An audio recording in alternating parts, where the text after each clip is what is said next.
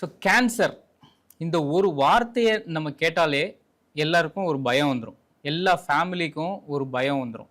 ஒரு ஒரு 5 இயர்ஸ்க்கு முன்னாடி வரைக்கும், ஒரு 5 to 10 இயர்ஸ்க்கு முன்னாடி வரைக்கும் ஒரு கேன்சர் அப்படின்னு சொன்னால் நம்ம சென்னைக்கு தான் போய் ஆகணும். இங்கே திருச்சி, இந்த காவேரி டெல்டாவில் இருக்கிறவங்க ஒரு மெட்ரோபாலிட்டன் சிட்டியில் தான் போய் நம்ம ட்ரீட்மெண்ட் எடுக்கணும் அப்படிங்கிற மாதிரியான ஒரு கட்டாயம் இருந்துச்சு.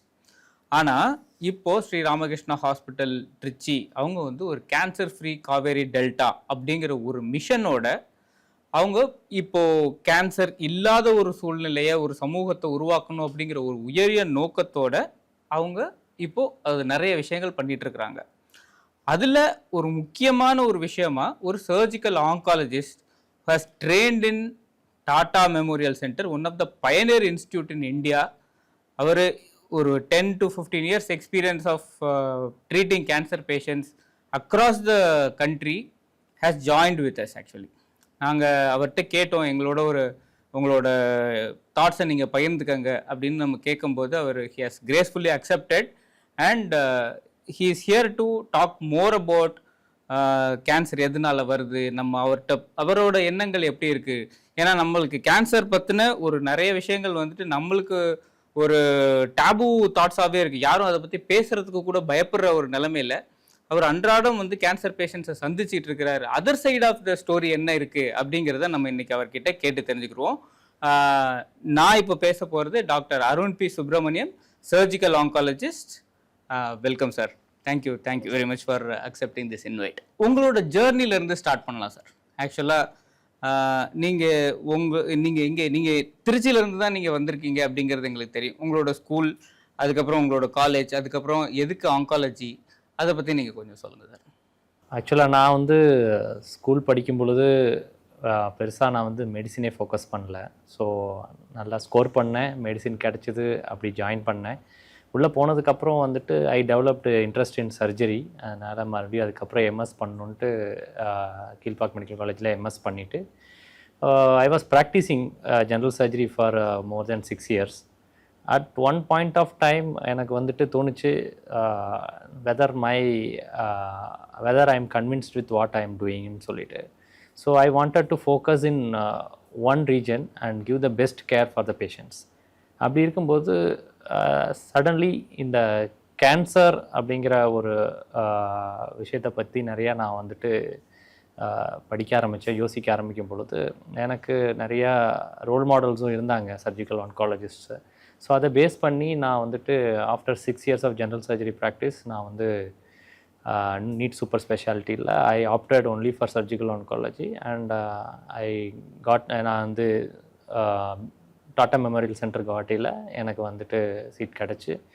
So about 3 years of training with 1 more year of work with adequate exposure to thousands of patients and all varieties of cancers, I got trained. And ஒரு வருஷம் போக போக I got so much deeply, அதாவது as years passed by எனக்கு interest வந்து இன்னும் ரொம்ப அதிகமாக போச்சு. ஸோ அப்படி இருக்கும் பொழுது அங்கேயே நான் கண்டினியூ பண்ணி ஹை வால்யூம் சென்டரில் நிறையா அசாமீஸ் பேஷண்ட்டுக்கு கண்டினியூஸாக ட்ரீட் பண்ணிகிட்டு இருந்தேன். ஸோ சடன்லி வந்து நான் I thought that it is the time to go back to my place and serve my people also. அதனால் ஜஸ்ட்டு இங்கே திருச்சிக்கு வந்துட்டு அந்த இதை யோசிச்சுட்டு இருக்கும்பொழுது I got like minded people from Shri Ramakrishna hospital, doctor Vijayanand sir. So அது மூலமாக வந்துட்டு we felt that working together will give much more better outcomes and it will help people in the cancer care அப்படின்ட்டு. So I came to know about Delta Cancer Foundation and Shri Ramakrishna. So அதனால் நான் இங்கே move ஆகி வந்திருக்கேன். Right sir. உங்களோட Assam experience, அது வந்து high volume centre அப்படிங்கிறத நீங்கள் சொல்லியிருந்தீங்க. ஸோ ஹை வால்யூம் அப்படின்னு சொன்னால் ஒரு நாளைக்கு நீங்கள் எவ்வளோ பேஷண்ட்ஸை நீங்கள் பார்ப்பீங்க அப்ராக்சிமேட்டாக? அவங்களோட வாழ்வாதாரம் எப்படி இருந்துச்சு, அவங்களோட எக்கனாமிக் ஸ்டேட்டஸ் எப்படி இருந்துச்சு, இதை வந்து நீங்கள் தமிழ்நாடு பீப்புளோட நீங்கள் கொஞ்சம் கம்பேர் பண்ணி சொன்னீங்கன்னா அது வந்துட்டு நம்ம என்ன நிலைமையில் இருக்கோம், அவங்க என்ன நிலைமையில் இருக்காங்க அப்படிங்கிறது தெரிஞ்சுக்கிறதுக்கு வந்துட்டு ஒரு வாய்ப்பாக இருக்கும் சார். ஆக்சுவலாக நான் இருந்தது வந்து ஒரு சென்ட்ரல் கவர்மெண்ட் இன்ஸ்டிடியூட்டு. ஸோ அங்கே ஒர்க் பண்ணும் பொழுது பார்த்தீங்கன்னா, மோஸ்ட்லி பார்த்தீங்கன்னா த ப்ரொஃபைல் ஆஃப் பேஷண்ட்ஸ் ரொம்ப கஷ்டப்படுற பேஷண்ட்ஸ் தான் நிறைய பார்ப்போம். ஸோ நிறைய பேர் பார்த்தீங்கன்னா, மோஸ்ட்லி அந்த ஏர்லி ஸ்டேஜில் வர பேஷண்ட்ஸ் ரொம்ப ரேராக தான் இருப்பாங்க. நான் இப்போது ஒரு நாளைக்கு வந்துட்டு நம்ம அபவுட் ஒரு 50 to 75 பேஷண்ட்ஸ் பார்க்குறோன்னா, அதில் பார்த்தீங்கன்னா ஆல்மோஸ்ட் 60% ஆஃப் த பேஷண்ட்ஸ் வந்து பார்த்தீங்கன்னா அட்வான்ஸ் டிசீஸில் தான் வருவாங்க. So only 30 to 40% of the patients தான் வந்துட்டு ஒரு ட்ரீட்டபிள் ஸ்டேட்டில் வருவாங்க. ஸோ அதுவுமே பார்த்தீங்கன்னா அதே பேஷண்ட் 30% ஆஃப் த பேஷண்ட்ஸை நம்ம ஃபஸ்ட் டைம் பார்த்துட்டு அவங்கள வந்துட்டு எவாலுவேட் பண்ணுறதுக்காக ஸ்கேன் டெஸ்ட்லாம் கொடுத்து அனுப்பிச்சோன்னா, மறுபடியும் வந்துட்டு அவங்க பார்த்தீங்கன்னா they come back after 15 days, 1 month, 2 months and sometimes வந்துட்டு லாஜிஸ்டிக்ஸ் அவங்களோட ஃபினான்ஷியல் இஷ்யூஸ்னால வரும்பொழுது பார்த்தீங்கன்னா, அப்படி ட்ரீட்டபிளாக இருக்கிற கேன்சரும் அந்த 30 நாள் அந்த 2 மாதம் 3 மாதத்துக்கு அப்புறம் வந்துட்டு பார்த்தீங்கன்னா மறுபடியும் அட்வான்ஸ் டிசீஸாக போகிறதுக்கான வாய்ப்புகள் இருக்கும். இந்த மாதிரி ப்ரொஃபைல் ஆஃப் பேஷண்ட்ஸ் தான் நாங்கள் நிறைய பார்த்தோம். ஸோ இதில் என்ன ரொம்ப அவசியம்னு பார்த்தீங்கன்னா, இந்த அவேர்னஸ் அது வந்து ரொம்ப ரொம்ப அவசியமான ஒன்று. ஸோ கேன்சரை நம்ம எவ்வளோ சீக்கிரம் டிடெக்ட் பண்ணுறோம், அதுக்கு வந்து மக்களுக்கு தெரியணும். அறியாமையாக இருக்கும் பொழுது வந்து நம்ம மக்களையும் வந்துட்டு குறை சொல்ல முடியாது. அவங்களுக்கு என்னன்னே தெரியாத பொழுது ஸோ அவங்களுக்கு எப்படி தெரியும் இந்த சிம்டம் வந்தால் கேன்சர் வரும்னு சொல்லிட்டு. ஸோ அந்த அவேர்னஸை நம்ம எடுத்துகிட்டு போகிறது வந்து எவ்ரி ஆன்காலஜிஸ்டோட அது ரெஸ்பான்சிபிலிட்டி, கடமை. அதே மாதிரி அது கவர்மெண்ட்டோட கடமைன்னு நான் நினைக்கிறேன். கவர்மெண்ட் நிறைய இந்த மாதிரி அவேர்னஸ் ப்ரோக்ராம்ஸ் பண்ணணும். எங்களை மாதிரி ஆன்காலஜிஸ்ட்டை இன்வால்வ் பண்ணி அந்த அவேர்னஸை க்ரியேட் பண்ணணும். ஏன்னா இது வந்து it's a big financial burden for the entire country. Treating a cancer is a process. இது வந்து ஒன் ஸ்டேஜில் வந்துட்டு நமக்கு வந்துட்டு ஒரு சளியோ காய்ச்சலோ வந்தால் மருந்து கொடுத்தா சரியாயிடுறது கிடையாது. இது வந்து ப்ராசஸ். பேஷண்ட் வந்துட்டாங்கன்னா வருஷ கணக்கில் வந்து எங்கள் கூட தான் வரணும், ட்ராவல் பண்ணிக்கிட்டே இருப்பாங்க. ஏன்னா ஃபஸ்ட்டு ஒரு பிளான் பண்ணுறதுக்கு, ட்ரீட்மெண்ட் பிளான் பண்ணுறதுக்கு ஒரு டைம் எடுக்கும். ட்ரீட்மெண்ட் ஸ்டார்ட் பண்ணி ட்ரீட்மெண்ட் ப்ரொசீட் பண்ணுறது ஃபியூ மந்த்ஸ் ஆகும். அதுக்கப்புறம் வந்துட்டு ரெகுலர் ஃபாலோ அப்பில் எவ்ரி 3 months 6 monthsன்ட்டு கிட்டத்தட்ட பார்த்தீங்கன்னா பேஷண்ட் வந்துட்டு அவங்களோட லைஃப் டைம் ஃபுல்லாக ஆன்காலஜிஸ்டோட அசோசியேட்டடாக தான் இருப்பாங்க. ஓகே. இதை நீங்கள் கம்பேர் பண்ணி நீங்கள் சொல்லணுன்னா, அவேர்னஸ் வந்துட்டு இங்கே கம்மியாக இருக்குது அப்படிங்கிற மாதிரி நினைக்கிறீங்களா, இல்லை அசாம் சைடில் அந்த நார்த் ஈஸ்ட் சைடில் வந்துட்டு கம்மியாக இருக்குது அப்படிங்கிற மாதிரி நினைக்கிறீங்களா? ஆக்சுவலாக நான் வந்து ரீசெண்டாக தான் இங்கே வந்திருக்கேன். ஓவராலாக நான் பேஷண்ட் பார்க்கும் பொழுது கொஞ்சம் நம்ம மக்கள் வந்துட்டு ஆர் பெட்டர் அவேர் தென் அந்த நார்த் ஈஸ்ட் பீப்புள். பட் இருந்தாலும் பெரிய கிராஸ் டிஃப்ரென்ஸ் இருக்கிற மாதிரி தெரியல. அதே கைண்ட் ஆஃப் சூப்பர்ஸ்டிஷியஸ் பிலீஃப்ஸு, அதே கைண்ட் ஆஃப் லேட்ரல் தாட்ஸு, வேறு எதுவும் இருக்காது, இல்லை வேறு எங்கேயாவது போய் பார்க்கலாங்கிற மாதிரி தான் வந்துட்டு மேக்ஸிமம் இருக்குது. பெரிய டிஃப்ரென்ஸ் கிடையாது. இங்கே திருச்சியில் இப்போ இங்கே காவேரி டெல்டா அப்படிங்கிற நீங்கள் பார்க்க ஆரம்பிச்சிருக்கிறீங்க இப்போ தான்.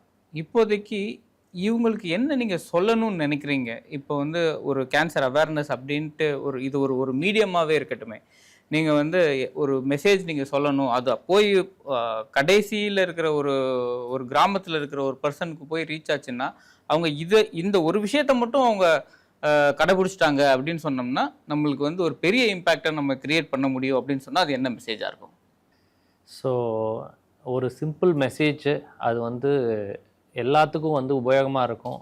வந்து கேன்சர்லேருந்து மீள்றதுக்கோ அல்லது ஏர்லியராக ட்ரீட் பண்ணுறதுக்கோ ஒரு என்ன மாதிரி ஒரு மெசேஜ் வந்து மக்களுக்கு ரீச் ஆகணும்னு பார்த்தீங்கன்னா, 2 விஷயம்.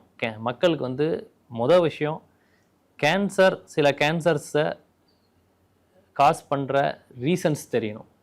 ஸோ இன்னொரு விஷயம் வந்துட்டு அது வந்து கேன்சரை ப்ரிவெண்ட் பண்ணுறதுக்கு, அதாவது தடுக்கிறதுக்கு. இன்னொரு விஷயம் வந்து கேன்சர் வந்துட்டால் ஏர்லியராக வந்துட்டு டாக்டர்கிட்ட வந்து அதை வந்துட்டு அப்ரோச் பண்ணிக்கிறதுக்கு என்ன தெரியணுங்கிறது தெரியணும். ஸோ மொதல் விஷயம் பார்த்தீங்கன்னா, என்னெல்லாம் வந்துட்டு கேன்சரை காஸ் பண்ணலாம், ரொம்ப notorious agents that cause cancer. No tobacco day, அதாவது புகையிலை இல்லாத நாள் அப்படின்னு சொல்லிட்டு நம்ம இன்னும் 2 வாரத்தில் வந்து அதை வந்து அனுசரிக்க போகிறோம். ஸோ அதனால் அந்த ஒரு விஷயத்தை நான் வந்து ரொம்ப ஹைலைட் பண்ணி சொல்லணும்னு விரும்புகிறேன். ஸோ அந்த டொபாக்கோங்கிறது பார்த்திங்கன்னா புகையிலை, அது வந்துட்டு பல விதமாக வந்து அதை எடுத்துக்கலாம். முதல்ல இது பார்த்திங்கன்னா நம்ம சியூவிங்னு சொல்லுவோம், நம்ம மென்று திங்கிற அந்த புகையிலை. இன்னும் 2வது பார்த்திங்கன்னா நம்ம வந்து ஸ்மோக்கிங், இந்த பீடி சிகரெட் அது மாதிரி இதில் புகையிலை திணிச்சு நம்ம அதை எரிய வச்சு அதை உள்ளே இழுக்கிறோம். ஸோ அது வந்து 2வது வகை. 3வது என்னன்னு பார்த்திங்கன்னா அந்த ஸ்மோக்கிங்லேயே பார்த்தீங்கன்னா ஆக்டிவ் ஸ்மோக்கிங், பேசிவ் ஸ்மோக்கிங் இருக்குது.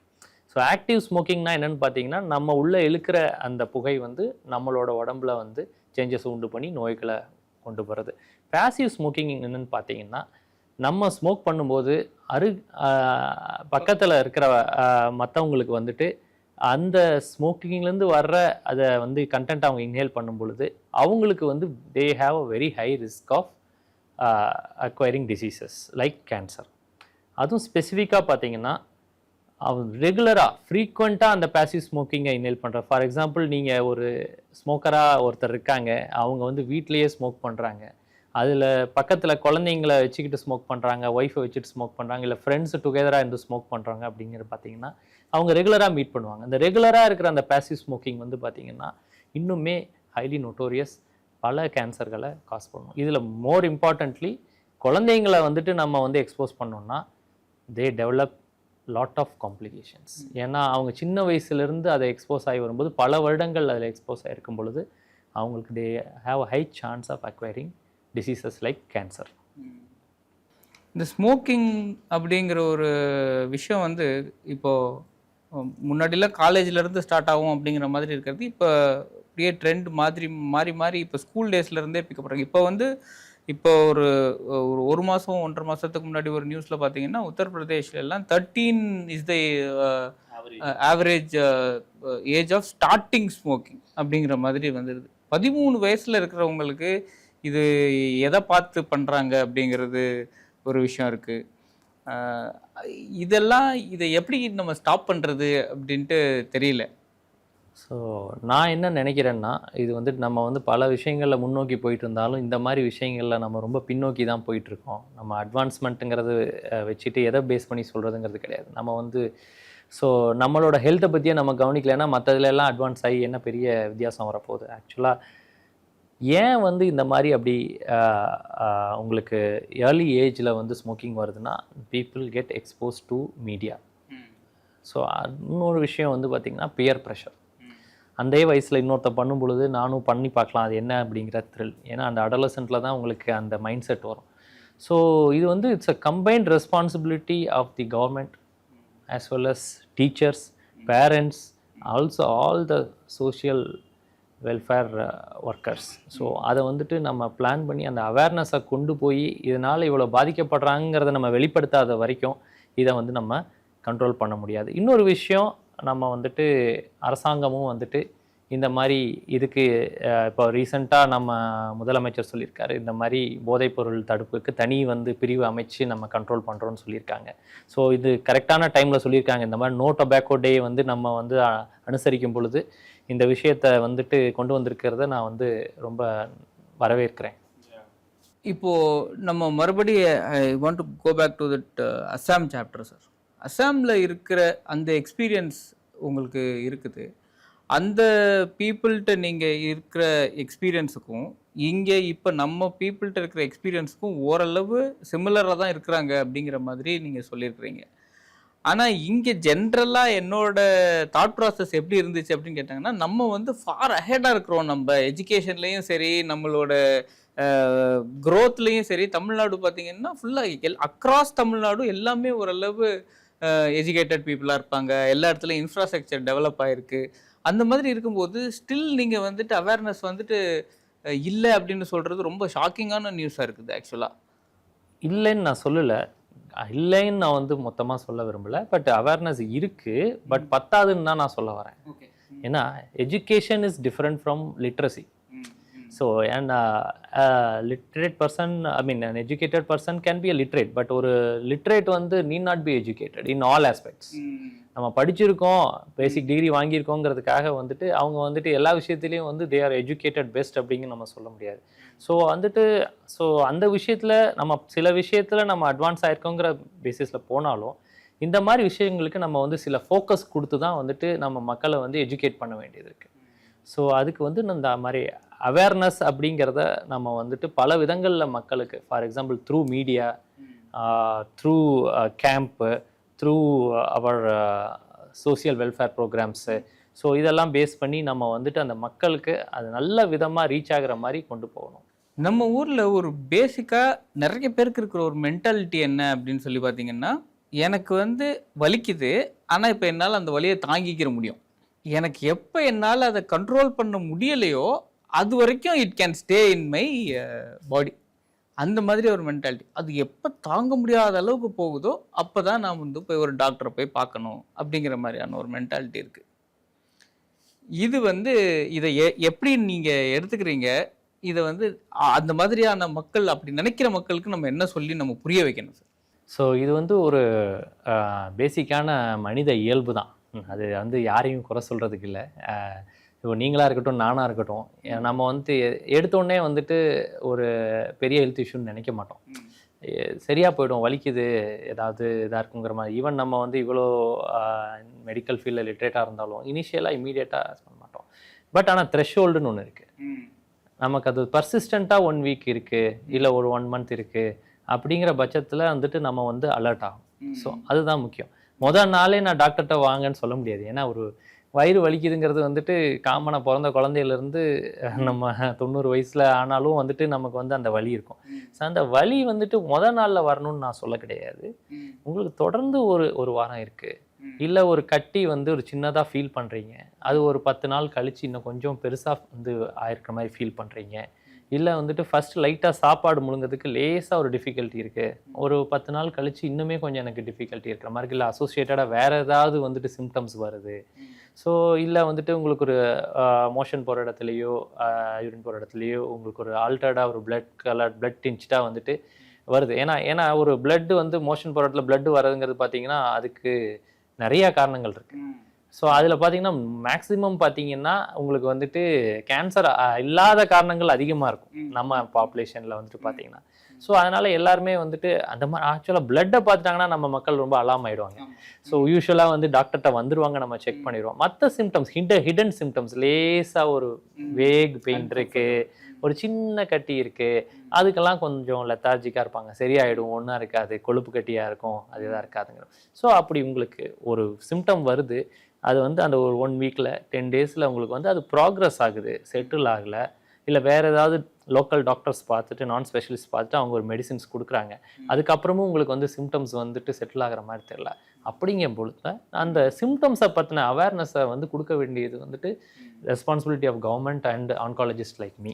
ஸோ அதை நான் வந்து அடுத்த இதில் வந்துட்டு நான் கண்டிப்பாக பகிர்றேன். இப்போவுமே வேணால் நான் வந்துட்டு முக்கியமான சிம்டம்ஸ் வேணும்னா நான் வந்து சொல்கிறேன். என்ன மாதிரி சிம்டம்ஸ்னு பார்த்தீங்கன்னா, உங்களுக்கு ஒரு கட்டி உடம்புல எங்கே பிரெஸ்ட்டில் இருக்கலாம், இல்லை வந்துட்டு வேறு கழுத்தில் இருக்கலாம், இல்லை வந்துட்டு உங்களை தொடையில் இருக்கலாம், ஒரு கட்டி வலி இல்லாமல் வருது. ஆனால் அந்த கட்டி வந்துட்டு வலி இல்லாமல் அந்த சின்ன கட்டி கிராஜுவலாக வந்துட்டு உங்களுக்கு ஒரு இன்க்ரீஸ் ஆகிட்டே பெருசாகிட்டே இருக்குது.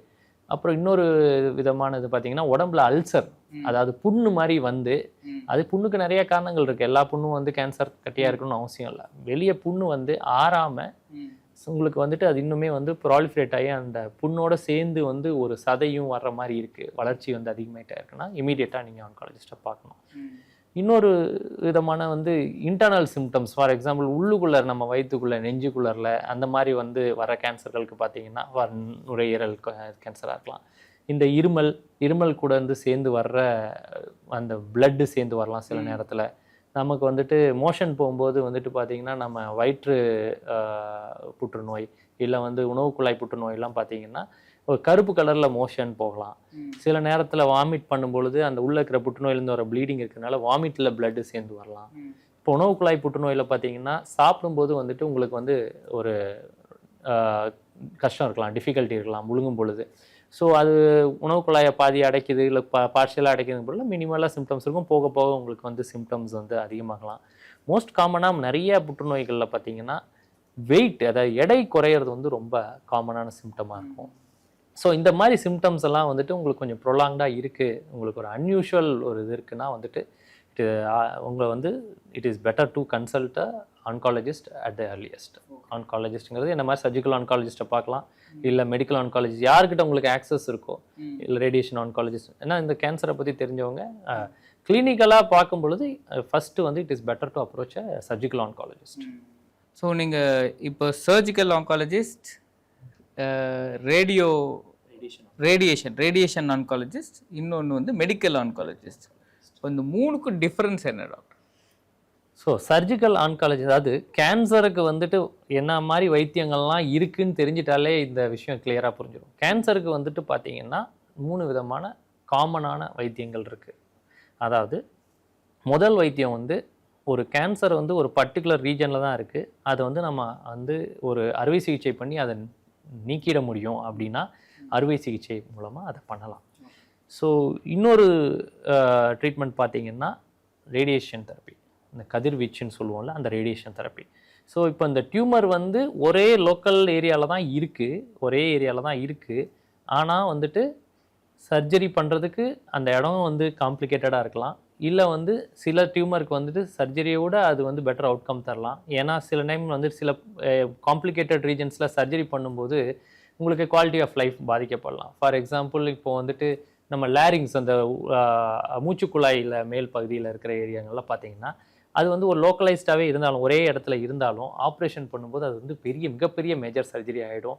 மூச்சு வந்துட்டு நம்ம வந்துட்டு இந்த இடத்துல வந்து ஒரு ஓப்பனிங் வச்சு வந்து மூச்சு விட்ற மாதிரிலாம் இருக்கும். அந்த மாதிரி இருக்கும்போது பார்த்தீங்கன்னா இந்த ரேடியேஷன் கொடுக்கும் பொழுது நார்மலாக கீமோதெரப்பி கூட சேர்ந்து கொடுப்போம். அந்த ரேடியேஷன் வந்துட்டு பார்த்தீங்கன்னா சர்ஜரி கொடுக்குற அளவுக்கு நல்ல கண்ட்ரோலை with good quality of life கொடுக்கும். ஸோ அது வந்து ஒரு கேன்சருக்கு ஒரு ஸ்டேஜுக்கு வந்துட்டு எந்த ட்ரீட்மெண்ட் கொடுக்கலாங்கிறதுல இதாக இருக்கும். ஸோ இந்த கீமோதெரப்பி அப்படிங்கிறது பார்த்திங்கன்னா நம்ம மருந்து ஃபார் எக்ஸாம்பிள் 2 விதமான ஸ்டேஜுக்கு கொடுக்கலாம். ஸோ காமனாக என்ன ஆகுன்னு பார்த்தீங்கன்னா ஸ்டேஜ் 4 அட்வான்ஸ் கேன்சர் இருக்கிறவங்களுக்கு உடம்புல பல இடங்களில் பரவி இருக்கும். ஸோ ஒரு இடத்துல இருக்கும்போது ஆப்ரேஷனோ ரேடியேஷனோ நம்ம கொடுக்க முடியும். பல இடங்களில் பரவி இருக்கும் பொழுது பார்த்தீங்கன்னா நம்ம எல்லா இடத்தையும் வெட்டி எடுக்கிறதுக்கோ இல்லை எல்லா இடத்தையும் ஏன்னா எல்லாமே காம்ப்ளிகேஷன்ஸ் இருக்குது. ஸோ அப்படி இருக்கும்போது நம்ம என்ன பண்ணணும் பார்த்தீங்கன்னா நம்மளோட வெயினில், அதாவது நரம்புல ஊசி போட்டு அது மூலமாக வந்துட்டு அந்த மருந்தை கொடுக்கும் பொழுது அந்த மருந்து போய் உடம்புல எல்லா பக்கமும் போய் எங்கெல்லாம் கேன்சர் செல்ஸ் இருக்கோ அது எல்லாத்தையும் வந்து டெஸ்ட்ராய் பண்ணக்கூடிய இதாக இருக்கும். ஸோ கீமோதெரப்பிங்கிறது வந்துட்டு கீமோதெரப்பி ட்ரக்ஸ் இருக்குது. இப்போ ரீசெண்டாக அந்த கீமோதெரப்பியில் அட்வான்ஸ் பார்த்தீங்கன்னா இம்யூனோதெரப்பி. இம்யூனோதெரப்பினா என்னன்னு பார்த்தீங்கன்னா நம்மளோட இம்யூன் சிஸ்டத்தை ஆக்டிவேட் பண்ணி நம்ம உடம்புல வந்துட்டு ஃபார் எக்ஸாம்பிள் ஒரு இன்ஃபெக்ஷன், பாக்டீரியா, வைரஸ், ஃபங்கஸ், இல்லை நம்ம ஒரு வித்தியாசமான, அது எல்லாமே செல்லு தான் இல்லையா? அதே மாதிரி நம்ம கேன்சர் செல்லுங்கிறது ஒரு abnormal cell. So line of defence பார்த்தீங்கன்னா நம்மளோட இம்யூனிட்டி.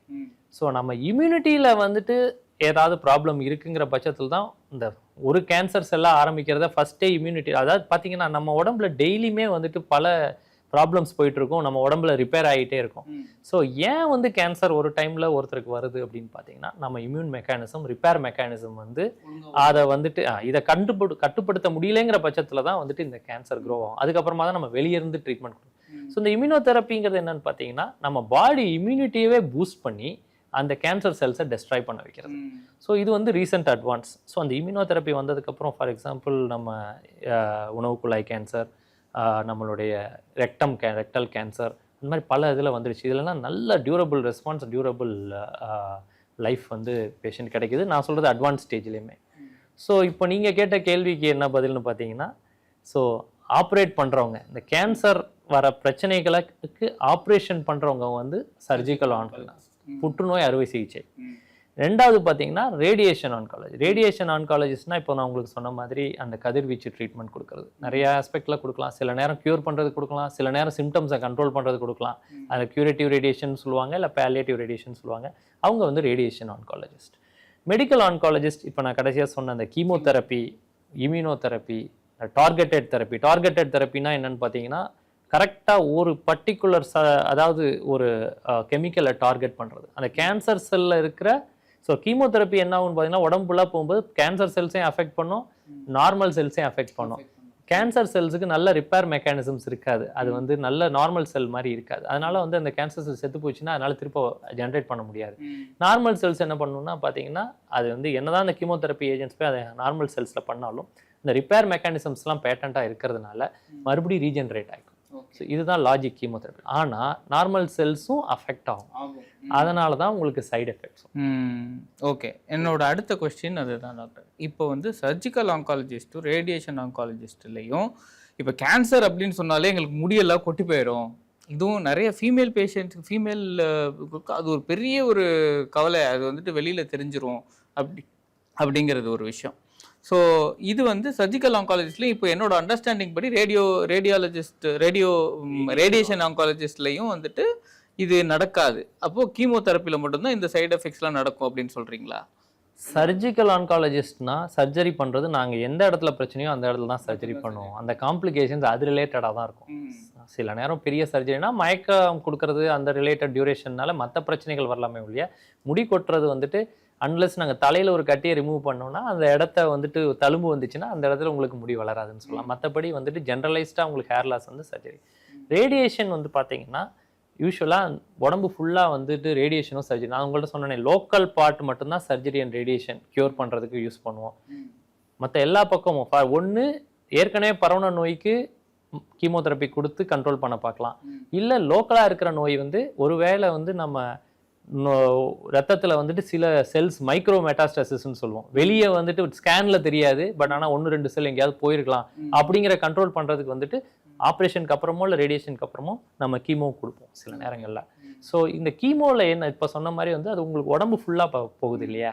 ஸோ உடம்பு ஃபுல்லாக போகும் பொழுது பார்த்தீங்கன்னா எல்லா இடத்துலையும் எந்த இடத்துல எல்லாம் அந்த நார்மல் செல்ஸ் அஃபெக்ட் ஆகுதோ அந்த சிம்டம்ஸ் எல்லாமே வரும். ஸோ காமனாக வந்து பார்த்தீங்கன்னா செல்ஸுங்கிறதுனா உடம்புல இருக்கிற எல்லாமே செல்ஸ் தான். நம்ம ரத்தத்துக்குள்ளே போகுதுன்னா உடம்பு ஃபுல்லாக ரத்தம் வந்து சப்ளை பண்ணிட்டு தான் இருக்குது.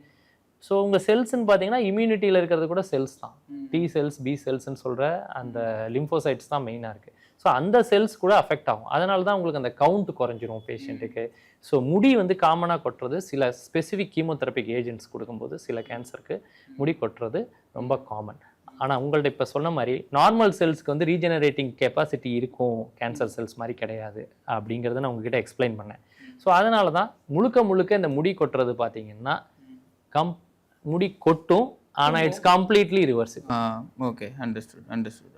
பயம் அப்படிங்கிறது தான் கேன்சர் அப்படிங்கிறதுக்கான ஒரு சினானிம் மாதிரி இருக்குது சார். இப்போ ஆக்சுவலாக இப்போ கேன்சருங்கிறத டிடெக்ட் பண்ணிட்டாங்கன்னா இர்ரெஸ்பெக்டிவ் ஆஃப் எந்த ஸ்டேஜில் இருக்காங்க அப்படிங்கிறதெல்லாம் தாண்டி அந்த ஃபேமிலியோட மாரல் இதுவே ஒரு வேல்யூவே வந்துட்டு உடஞ்சி போய் இனிமே நம்மளால் எதுவுமே பண்ண முடியாது, இதுக்கு வந்து ஒரே ஒரு இது ரிசல்ட் வந்து டெத்து மட்டும்தான், மரணம் தான் அப்படிங்கிற மாதிரியான ஒரு அதுதான் வந்துட்டு எல்லாருக்கும் ஒரு உணர்வாக இருக்குது, பேசிக்கான உணர்வாகவே இருக்குது. ஆனால் இன்னைக்கு நிலைமைக்கு நிறைய விஷயங்கள் நம்ம வந்துட்டு திரும்ப பண்ணிடுறாங்க. நிறைய பேர் அந்த கேன்சரை ஜெயிச்சு உங்க நார்மலான லைஃப்க்கு திரும்பிடுறாங்க. அப்படிங்கிறது எல்லாத்தையும் தாண்டி இன்றைக்கும் வந்து அந்த மென்டாலிட்டி தான் ப்ரிடாமினண்ட்டாக எல்லாரோட வாழ்க்கையிலையும் இருக்குது. இதுக்கு நீங்கள் என்ன சார் சொல்கிறீங்க? பயம்ங்கிறது வந்துட்டு நம்ம மனிதனாக பிறந்துட்டாலே அது ஒரு இன்றியமையாத ஒரு உணர்வு, சரிங்களா? ஸோ நம்ம கேன்சர் வந்து தான் சாகணும்னு இல்லை, மனிதனாக பிறந்துட்டாலே நம்ம வந்து இறந்து தான் ஆகணும். நம்ம வந்து டிலே தான் பண்ண முடியும். ஒரு விஷயத்தை வந்துட்டு ஒரு நோய் வருதுன்னா அவங்களோட இறப்பை தள்ளி தான் போட முடியும். இறப்புங்கிறது எப்படி ஒரு பயங்கிறது இன்றியமையாததோ அதே மாதிரி இறப்புங்கிறது இன்றியமையாது. நார்மலாக நம்ம ஒரு 80-90 வயசுக்கு மேலே வந்துட்டு ஒரு மரணம் நிகழ்வுதுன்னா அதை வந்து நம்ம ஏற்றுக்கிறோம். சிறிய வயசில் நல்லா இருக்கிறவங்க சடனாக வந்து இந்த மாதிரி நோயினால் இது பண்ணும்போது நம்மளால் வந்து ஏற்றுக்க முடியறதில்ல. அந்த நோயை வென்று அந்த அந்த அந்த மரணத்தை நம்ம எவ்வளோ தள்ளி போட முயற்சிக்கிறோமோ அதில் நல்ல ஒரு ரிசல்ட் கிடைக்குதுன்னா அதுதான் வந்துட்டு நம்ம ட்ரீட்மெண்ட்டோட எஃபெக்டாக நினைக்கிறோம். ஸோ நான் பயங்கிறது இன்றியமையாத உணர்வுன்னு நான் சொன்னேன். இந்த பயம் வந்து இந்த கேன்சர் பேஷண்ட்ஸ் அப்படிங்கிறதுல பார்த்தீங்கன்னா பயங்கிறது வந்து 2 விதமாக நான் வந்து அந்த பயத்தோட ரெஸ்பான்ஸை வந்துட்டு, அதாவது அதோட பயத்தோட வெளிப்பாடு வந்து 2 விதமாக பார்க்குறேன். ஒன்று வந்து ரொம்ப பயந்து போய் இமீடியட்டாக ட்ரீட்மெண்ட் எடுத்துக்கணும், நம்ம வந்து சரியாயிடணுங்கிறது வந்துட்டு பேஷண்ட் வந்து ஸ்பெஷலிஸ்ட்டை வந்து ட்ரீட்மெண்ட் வந்து உடனே எடுத்துக்க வருவாங்க. அந்த பயத்தினால வந்துட்டு நான் எப்படியாவது சரியாயிடணும்னு சொல்லிட்டு நான் வந்து அப்ரோச் பண்ணுவாங்க. ஸோ அது வந்து ஒரு நல்ல விதமான வெளிப்பாடு. இன்னொரு விதமான பயம் என்னன்னு பார்த்தீங்கன்னா, நமக்கு வந்து செக் பண்ணால் ஏதாவது வந்துருமோ, ஒரு சிம்டம்ஸ் இருக்குது, ஏதாவது செக் பண்ணால் ஏதாவது வந்துருமோ, ஐயோ வந்துட்டா நம்ம என்ன பண்ணுறது அப்படின்னு பயந்துக்கிட்டே வந்துட்டு ஒரு சிம்டம்ஸ் வந்ததுக்கு அப்புறமும் அந்த பயத்தினால வந்துட்டு அதை தள்ளி போடுறது. இது கொஞ்சம் ஆபத்தினால பயத்தில் வர வெளிப்பாடு. ஸோ நம்ம பயத்தில் வந்து பார்த்திங்கன்னா இந்த மாதிரி சீக்கிரமாக வந்து அப்ரோச் பண்ணி ட்ரீட்மெண்ட் எடுத்துக்கிறதுக்கு தயாராகிற பேஷண்ட்ஸ் வந்து இட் இஸ் வெல்கமிங். ஸோ நீங்கள் கேட்ட மாதிரி கேன்சர்னா டெத்து தானா, உடனே வந்துட்டு மரணம் தானா, அதுக்கு வந்து தீர்வு கிடையாதா அப்படிங்கிறது வந்துட்டு நீங்கள் கேட்டீங்க. இந்த இரால வந்துட்டு இந்த கொஷினே வந்துட்டு ஒரு நாங்கள் வந்து பீயிங் ஸ்பெஷலைஸ்ட் இன் ஆன்காலஜி, எந்த ஆன்காலஜிஸ்ட்டை கேட்டாலும் சொல்லுவாங்க, இந்த இரால வந்துட்டு நம்ம கேன்சருக்கு பயந்து ட்ரீட்மெண்ட்டை தள்ளி போட்டோம். சில பேர் வந்து கேன்சருக்கு பயப்படுவாங்க, சில பேர் கேன்சர் ட்ரீட்மெண்ட்டுக்கு பயப்படுவாங்க. நான் கேன்சரோடயே இருந்துட்டு போகிறேன்னு சொல்லுவாங்க. எனக்கு வந்து கீமோதெரப்பி வேண்டாம், பெரிய ஆப்ரேஷன் வேண்டாம், எனக்கு வந்துட்டு அதனால நான் வந்துட்டு போயிடணும் அப்படிங்கிறது கிடையாது. இப்போ வந்து அது வந்துட்டு ஒரு ஆக்சுவலாக வந்து அது அறியாமையில் இருக்கிற வெளிப்பாடு. இப்போ நம்மளோட ட்ரீட்மெண்ட்ஸ் எல்லாமே ரொம்ப refined treatment, 1-to-1 treatment. For example பார்த்தீங்கன்னா, முன்னாடி மாதிரி நான் ஒரு ஆன்காலஜிஸ்ட்டாக ஒரு பேஷண்ட்டுக்கு வந்துட்டு ட்ரீட்மெண்ட் டெசிஷன் வந்துட்டு ஃபுல்ஃபில்டாக எடுக்க முடியாது. இப்போ வந்து இருக்கிற அப்ரோச் வந்து பார்த்தீங்கன்னா மல்டி டிசிப்ளினரி அப்ரோச். ஏன்னா பல ட்ரீட்மெண்ட் இருக்கிறதுனால ஒரு ட்ரீட்மெண்ட்டுக்கும் ஒரு ஸ்பெஷலிஸ்ட் டாக்டர் இருக்காங்க. அதே மாதிரி ஒரு கேன்சருக்கே வந்துட்டு 3 விதமான ட்ரீட்மெண்ட்டையும் பயன்படுத்தக்கூடிய வாய்ப்புகளும் இருக்குது. ஸோ அந்த பர்டிகுலர் பேஷண்ட்டுக்கு அவங்களுக்கு என்ன இருக்குது, சுகர் இருக்கா, வேறு நோய் இருக்கா, எவ்வளோ வயசாகுது, கீமோ டாலரேட் பண்ணுவாங்களா, ஸோ அந்த மாதிரி பேலன்ஸ் பண்ணி இந்த மாதிரி வந்துட்டு ஒரு பிரெஸ்ட் கேன்சர்னு வந்துட்டா இதுதான் ஒரே ட்ரீட்மெண்ட் அப்படிங்கிறது கிடையாது. ஒரு 30 வயசில் வர பிரெஸ்ட் கேன்சரில் வர பேஷண்ட்டுக்கு ஒரு ட்ரீட்மெண்ட் வேறு மாதிரி டிசிஷன் இருக்கும். இதே ஒரு 80 வயசில் வர பேஷண்ட்டுக்கு வேறு மாதிரி டிசிஷன் இருக்கும். ஏன்னா 80 வயசுங்கிற போதுலாம் அவங்களுடைய லைஃப் எக்ஸ்பெக்டன்சியே வந்து அவங்க இந்த பிரெஸ்ட் கேன்சர்னால சாலைனாலும் there are going to die because of their ageing and other factors. So அதனால் எல்லா டெசிஷனுமே வந்துட்டு ஒரு பேலன்ஸ்டு டெசிஷனாக தான் இருக்கும், multi disciplinary decision. For example, ஒரு சர்ஜிக்கல் ஆன்காலஜிஸ்ட், ஒரு ரேடியேஷன் ஆன்காலஜிஸ்ட், ஒரு மெடிக்கல் ஆன்காலஜிஸ்ட், ஒரு ஆன்கோபெத்தாலஜிஸ்ட், ஒரு ரேடியாலஜிஸ்ட், அதாவது இந்த ஸ்கேன் பார்க்குற டாக்டர், ஸோ எல்லாரும் உட்கார்ந்து ஒரு மனதாக இந்த பேஷண்ட்டுக்கு இந்த ட்ரீட்மெண்ட் தான் பெஸ்ட்டு அப்படின்னு நம்ம பிளான் பண்ணி தான் வந்துட்டு அந்த ட்ரீட்மெண்ட்டை கொடுக்க போகிறோம். ஸோ இதனால் என்ன பெனிஃபிட் பார்த்தீங்கன்னா, நான் சொன்னேன் இந்த கேன்சர் ட்ரீட்மெண்ட்டை பார்த்து பயப்படுறாங்க மக்கள்னு சொன்னாங்கல்ல. ஸோ இந்த மாதிரி ஒரு வெளிப்படையான டாக்குமெண்டட் ட்ரீட்மெண்ட் வந்துட்டு எல்லா விதத்துலையும் வந்துட்டு பேஷண்ட்டுக்கு எது பெஸ்ட்டோ அதை தான் கொடுக்குறோம். அதுவும் இல்லாமல் இந்த காலத்தில் வந்துட்டு நவீனமான அனஸ்தீஷியா, மயக்குனர்கள், அப்புறம் ட்ரைனிங், ஒரு specific organ region specialised training இருக்குது. அந்த மாதிரி ரேடியாலஜி, இந்த ஸ்பெஷலைஸ்டு ரேடியாலஜியில் வந்து ரீசெண்டாக பயங்கர அட்வான்ஸ்மெண்ட் இருக்குது. நம்ம ஒரு ட்ரீட்மெண்ட் பிளான் பண்ணுறதுக்கு முன்னாடி ஸ்கேன்லேயே நமக்கு வந்து மோஸ்ட் ஆஃப் த இன்ஃபர்மேஷன் தெரிஞ்சிடும். அதனால் அதை பேஸ் பண்ணி நம்ம அப்ரோச்சை வந்து இன்னும் ரொம்ப ரிஃபைன் பண்ணி அதோட சைடு எஃபெக்ட்ஸை குறைக்கிறதுக்கும், ஸோ மல்டிபிள் ஸ்பெஷலிஸ்ட் உட்காந்து கொடுக்கும் பொழுது so with least side effects best possible treatment, best possible survival கொடுக்கறதுக்கு ட்ரை பண்ணுவோம். ஸோ அதனால் கேன்சர் ட்ரீட்மெண்ட்டை பார்த்து பயப்படாதீங்க. ஏன்னா எல்லா ட்ரீட்மெண்ட்டுக்கும் எல்லாருக்கும் பொருந்தாது. உங்களுக்கு எது சரிப்பட்ட ட்ரீட்மெண்ட்டோ அதை வந்து இண்டிவிஜுவலைஸ் பண்ணி உங்களுக்குன்னு தனிப்பட்ட ஒரு ட்ரீட்மெண்ட் பிளான் பண்ணி தான் கொடுப்போம். ஸோ கேன்சரை பற்றியும் பயப்படாதீங்க, கேன்சர் ட்ரீட்மெண்ட்டை பற்றியும் பயப்படாதீங்க. ஏர்லி ஸ்டேஜில் வந்தீங்கன்னா கம்ப்ளீட்டாக க்யூர் பண்ணிடலாம், நார்மல் லைஃப் ரெஸ்டோர் ஆகிடலாம் மோஸ்ட் ஆஃப் த கேன்சர்ஸ்க்கு. லேட் ஸ்டேஜில் வந்தாலுமே இப்போ வந்துட்டு ஃபார் எக்ஸாம்பிள் நான் ஒரு 70 வயசு இருந்துட்டாங்க, இன்னொரு 5 வருஷம் 10 வருஷம் இருந்தாலே பெரிய விஷயம்னா, அந்த லேட் ஸ்டேஜில் வந்தவங்களையும் இந்த டிசீஸை கண்ட்ரோல் நவீனமான சிகிச்சை முறைகள்னால அந்த டிசீஸை கண்ட்ரோல் பண்ணி அந்த கேன்சரை கம்மிப்படுத்தி அந்த மாதிரி ஒரு அதே குவாலிட்டி ஆஃப் லைஃப்பில் இருக்கிற மாதிரி 5 வருஷமோ 10 வருஷமோ நார்மலாக அவங்களோட மரணம் ஏஜ் என்ன இருக்கோ அதுக்கு ப்ரொலாங் பண்ணுறதுக்கு நம்ம முயற்சி பண்ணுவோம். ஷூர். இந்த ஸ்ரீ ராமகிருஷ்ணா ஸ்பெஷாலிட்டி ஹாஸ்பிட்டல் இப்போ தில்லைநகர் திருச்சியில் இப்போ டியூமர் போர்டு அப்படிங்கிற ஒரு விஷயம் உங்களோட வருகையினால அது பூர்த்தி அடைஞ்சிருக்கு அப்படிங்கிறது மாதிரி தான் நான் அதை பார்க்குறேன் ஆக்சுவலாக. ஸோ இங்கே ப்ராப்பராக ஒரு கேன்சருக்கு என்னென்னலாம் தேவையோ எல்லா விதத்துலேயும் கலந்து இப்போ நீங்கள் சொன்ன மாதிரி ஒரு பேஷண்ட் ஒருத்தவங்க வர்றாங்க அப்படின்னு சொன்னால் அவங்களுக்கு ஸ்பெசிஃபிக்கான என்ன ட்ரீட்மெண்ட் அப்படிங்கிறது அதுக்கு தனிப்பட்ட ஒரு கேர் இங்கே கொடுக்க முடியும் அப்படிங்கிறது இங்கே இருக்கிற ஒரு ஸ்பெஷாலிட்டி ஆக்சுவலாக.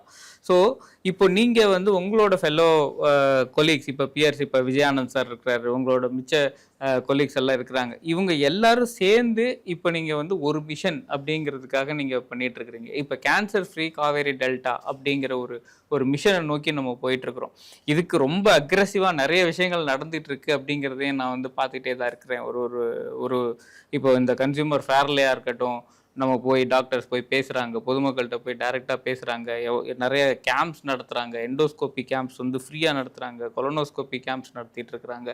ஸோ இந்த மாதிரி ஒரு டிஸ்கஷனில் விஜயானந்த் சார் கூட நிறைய விஷயங்கள் பேசிக்கிட்டு இருந்தேன். அவரோட தாட் ப்ராசஸே இதை எப்படியாவது நடத்தி காமிச்சிருவோம் அப்படிங்கிற மாதிரி இருக்குது. நீங்கள் உங்களோட discussion with doctor Vijay Anand எல்லாம் எப்படி போயிட்டுருக்குது, நீங்கள் என்ன ஃபீல் பண்ணுறீங்க சார்? ஸோ நம்ம எக்ஸ்ட்ராடினரி டீம் நானும் வந்து ஜாயின் பண்ணியிருக்கேன். ஸோ அடுத்து அதாவது நாங்கள் வந்துட்டு வேறு எதை பற்றியுமே யோசிக்கல. அடுத்து என்ன பண்ணலாம், இன்றைக்கி இல்லாத நாளைக்கு என்ன கொண்டு வரலாம், மக்களுக்கு பெனிஃபிட்டாக இருக்கணும், நமக்கு ஃபுல்ஃபில்லிங்காக இருக்கணும். So ultimately earning is a part of life. But எந்த ஒரு ஜாப்லேயும் பார்த்தீங்கன்னா உங்களுக்கு அந்த சாட்டிஸ்ஃபேக்ஷன், அன்றைக்கி வேலையை முடிச்சுட்டு போயிட்டு நீங்கள் ஒரு அந்த சந்தோஷம், அந்த நிம்மதியாக இருக்கிற ஃபீல் வந்துட்டு எப்போ வரும்னு பார்த்தீங்கன்னா, நம்ம பேஷண்ட்ஸ் கன்வின்ஸ் ஆகி போகணும், பேஷண்ட் சாட்டிஸ்ஃபைடாக போகணும், அவங்க வந்துட்டு ரெகுலராக வந்துட்டு நம்மள ஒரு ஃபேமிலியில் ஒருத்தர் மாதிரி அவங்க வந்து ஃபீல் பண்ணணும். ஸோ அந்த மாதிரி அப்ரோச்சை தான் வந்துட்டு நாங்கள் வந்து எடுத்துகிட்டு போகணும்னு பிளான் பண்ணியிருக்கோம். அதனால் அதுவும் இல்லாமல் இந்த நம்ம டீம் அப்ரோச்சுன்னு இப்போ நீங்கள் கேட்டதுனால டீம்ங்கிறது என்னென்னு பார்த்தீங்கன்னா, ஒரு எந்த விதத்துலேயும் ஒரு டீம் தான் வந்துட்டு ரிசல்ட்டை கொடுக்கும். ஒரு கிரிக்கெட்லையாக இருக்கட்டும், ஒரு ஃபுட்பால்லையாக இருக்கட்டும், ஒரு டீமில் வந்துட்டு ஒரு தனியாக ஒருத்தரை விளையாட விட்டு அந்த பக்கம் 10 பேரை விளையாட விட்டு அவரால் அவர் எவ்வளோ பெரிய வீரராக இருந்தாலும் அவங்களால சமாளிக்க முடியாது. ஸோ ஒரு விஷயத்தில் ஒரு ஆர்கிடெக்சராக இருக்கட்டும், ஒரு பில்டிங்காக இருக்கட்டும், எல்லாமே டீம் எஃபர்ட். அதாவது மல்டிபிள் ஸ்பெஷலிஸ்ட், ஒரு பெயிண்டிங்க்கு ஒருத்தவங்க இருப்பாங்க, ஆர்கிடெக்சருக்கு ஒருத்தவங்க இருப்பாங்க, பில்டிங் பேஸ்மெண்ட்டுக்கு ஒருத்தவங்க இருப்பாங்க. அந்த மாதிரி இந்த மாதிரி ஒரு கேன்சர் ட்ரீட்மெண்ட்லேயும் அந்த டீம் வந்து ரொம்ப இம்பார்ட்டண்ட்டு. அந்த டீம் வந்துட்டு எங்களுக்கு இருக்கிற டீமோட இன்னும் டீமை வந்து ஸ்ட்ராங்காக பில்ட் பண்ணுறதுல நாங்கள் ஃபோக்கஸ் பண்ணிகிட்ருக்கோம். So to give the best outcome in the cancer care. Super sir. நீங்கள் நிறைய கொஸ்டின்ஸ்க்கு ரொம்ப ஹானஸ்ட்டாகவும் ரொம்ப ஸ்ட்ரெயிட் ஃபார்வர்டாகவும் நீங்கள் ஆன்சர் பண்ணியிருந்தீங்க. அதோட இப்போ ஸ்ரீ ராமகிருஷ்ணா ஹாஸ்பிட்டலோட மிஷன் என்ன அப்படிங்கிறது நிறைய பேருக்கு ரீச் ஆகிருக்குது. நிறைய பேர் அதனால் பலனடைஞ்சிட்ருக்குறாங்க. இப்போ இப்போ முன்னெடுக்கிற ஒரு விஷயமும் வந்துட்டு மக்களோட சர்வீஸை நோக்கி தான் போய்கிட்டே இருக்குது அப்படிங்கிறது வந்துட்டு ரொம்ப ரொம்ப பெருமைப்படக்கூடிய ஒரு விஷயமா இருக்குது. அதுவும் இந்த கேன்சர் ஃப்ரீ காவேரி டெல்டா அப்படிங்கிற ஒரு லட்சியம் வந்துட்டு உள்ளே வந்ததுக்கு அப்புறமா இவங்களோட அப்ரோச் எல்லாமே ரொம்ப ரொம்ப ஃபுல்ஃபில்லிங்காகவும் போயிட்டுருக்குது. இது வந்து இன்னும் நிறைய பேரை போய் ரீச் ஆகணும், நிறைய பேர் இதனால் பலன் அடையணும். நீங்கள் உங்களுக்கு என்ன சந்தேகமாக இருந்தாலும் இப்போ ரீசெண்டாக டாக்டர் வந்துட்டு கன்சல்டேஷனுக்கும் ஓகே சொல்லியிருக்கிறாங்க. ஸோ ஃபோன்லேயே நீங்கள் உங்களால் கன்சல்ட் பண்ண முடியும். ஸோ உங்களால் நீங்கள் பார்த்துட்ருக்கிற எல்லாரும் உங்களுக்கு யாருக்காவது சந்தேகம் இருந்துச்சு, ஏதாவது சிம்டம் இருக்குது, வலி இல்லாத கட்டிகள் இருந்துச்சு, அந்த மாதிரிலாம் இருந்துச்சுன்னா ஒரு ஃபோன் கால் ஒன்றும் உங்களை இது பாதிச்சிட போகிறது கிடையாது. ஸோ நீங்கள் எப்போ உங்களோட டிசீஸை பற்றி நிறைய விஷயங்கள் தெரிஞ்சுக்கிறீங்களோ அப்போவே நீங்கள் நிறைய விஷயத்துலேருந்து நீங்கள் வெளியில் வந்துடலாம் அப்படிங்கிற ஆப்பர்ச்சுனிட்டி நிறைய இருக்குது அப்படிங்கிறது வந்து ஒரு பாட்டம் லைன் மெசேஜாக இந்த பாட்காஸ்ட் மூலமாக தெரிய வச்சுக்கிறதுல எனக்கு ரொம்ப ரொம்ப சந்தோஷம். So all the best to Shri Ramakrishna speciality team and to you also doctor. Thank you very much for your time. Thank you very much sir.